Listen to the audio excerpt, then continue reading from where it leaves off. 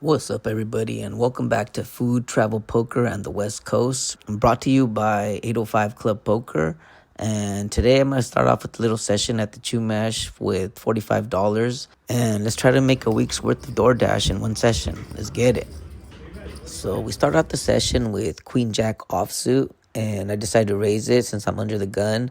I make it $7. We're playing a 1-2 stakes. So that's a pretty big raise for a 1-2.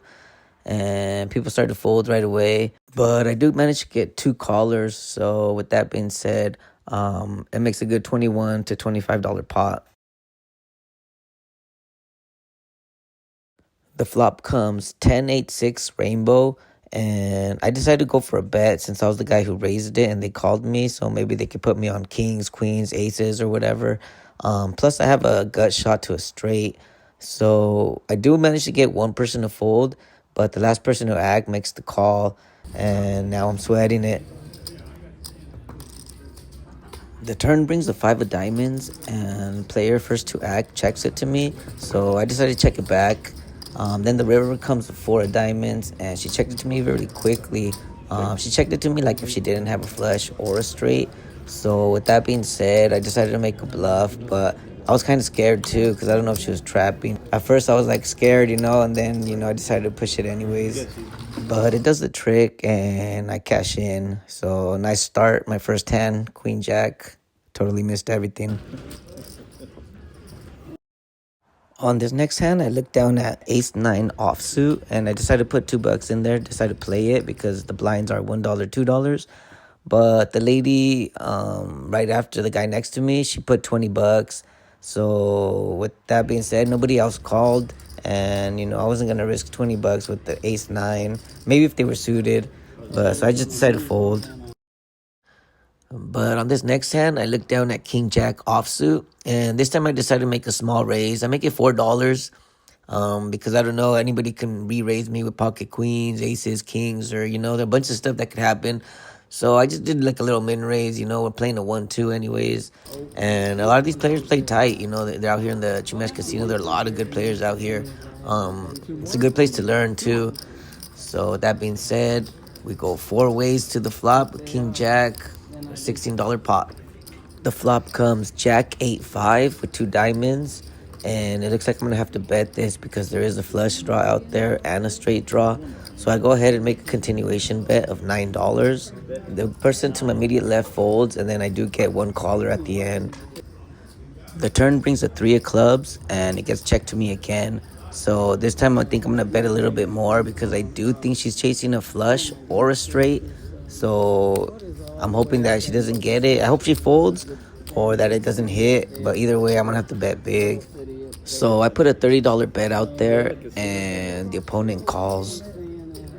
The river pairs the board, being another 5, but a 5 of spades this time. And she doesn't hit a diamond or a straight is what I'm guessing. And she does fold. So I take down a big pot. Okay. Chips, please. On this next hand, I pick up a premium, Ace-Jack suited of spades, and I decided to make a bet because it's a really good card. So I go ahead and bet 5 whole dollars, and it does bring 4 people to the flop and a $20 pot. The flop comes King 10-3 with 2 spades, and I'm looking at a royal flush draw. So I do a continuation bet of $5, and I get 3 callers. The turn brings a queen of diamonds, giving me a straight all the way to the ace. So I go ahead and just check because there's no reason to scare anybody now. I can still hit a flush and the ace high flush for that matter. So I just check. It gets checked around and another 3 hits on the river. And this is where it gets spicy. The person first to act decides to lead out for $10. And the person right after her decides to smooth call. So now there's $56 in the middle, and I have a straight, So I decided to make a real raise. I raise it $45, and the person to my left makes the fold. But surprisingly enough, the last person to act, the guy who smooth called her, he decides to call, and he shows Ace-3 offsuit. And I was like, wow, I'm glad I checked it at the turn because he would have never made this call. And so with that being said, I scoop up a huge pot. And this is what happens when you run good, baby. Off of $45 coming up.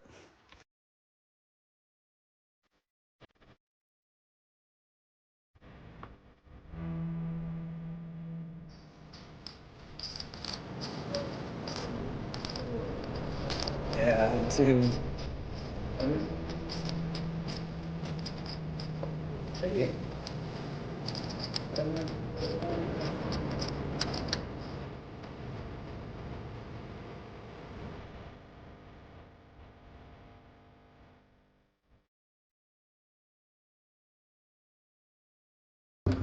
Oh, he's raising my straddle. Yeah. Look at that.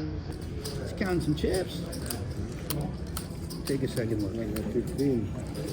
Now, I know what you're thinking. This might be a little bit too much money in a 1-2 table, but, I'm happy to take $15 down right now. I'm up a pretty good amount, so if I could take it down right here, it's all good. If somebody calls me, even better, but, I'll take this $30 down right now. Of course. I don't think that was a big enough bet for them.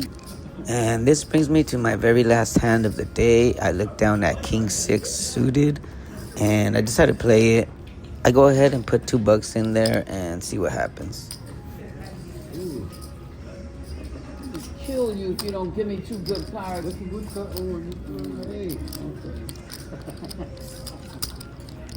We go 4-way to the flop, and it comes out ace, ace, 3.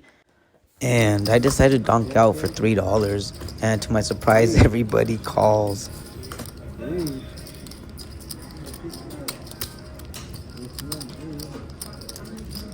The turn brings an irrelevant 7 of hearts because if they don't have an ace, that 7 doesn't matter. But I go ahead and check it because I am scared that somebody has an ace. And on the river, it comes out a 5, so not really anything going on. I decided to bet $7 when they checked it to me, and they both fold, and I get to show the bluff.